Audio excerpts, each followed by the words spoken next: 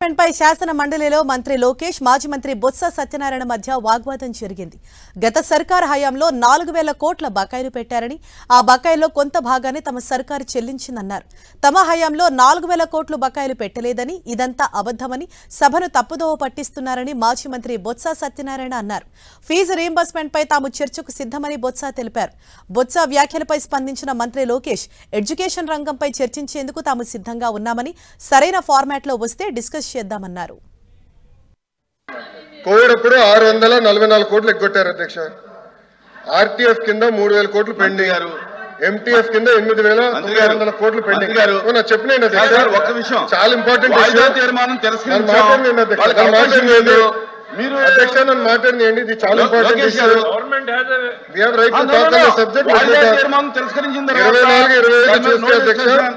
24-25 చూస్తే మన ప్రభుత్వం కూటమి ప్రభుత్వం వచ్చిన తర్వాత 1200 కోట్లు రిలీజ్ చేశాం.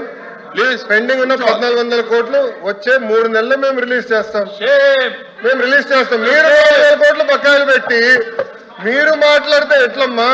ఏదైతే మంత్రి గారు చెప్పారో 400 కోట్లు 4000 కోట్లు మేము బకాయి పెట్టామని, అవన్నీ వాస్తవ విరుద్ధం.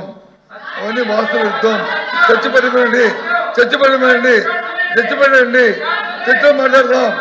అందుకే చర్చలో మాట్లాడదాం. వాస్తవ విరుద్ధం మాటలు చెప్పి సభను తప్పుతో పట్టించడానికి, పట్టించి ప్రజలు మభ్యపెట్టడానికి దయచేసి మభ్యపెట్టారు చాలు. మభ్యపెట్టి మోసం చేసి చాలు. ఇంకా ఇక్కడ నుంచి అనుకోండి. మీరు బీఎస్సీలో అందుకే తీసుకురాలేదు సబ్జెక్ట్.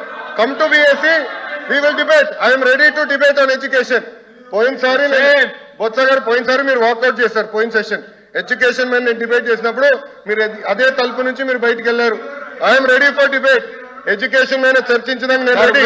మీ టైంలో 12 లక్షల మంది పిల్లలు ప్రభుత్వ పాఠశాలకు దూరం పెట్టారో చర్చించడానికి నేను రెడీ. సరైన ఫార్మాట్ లో రండి, ఐ విల్ డిస్కస్.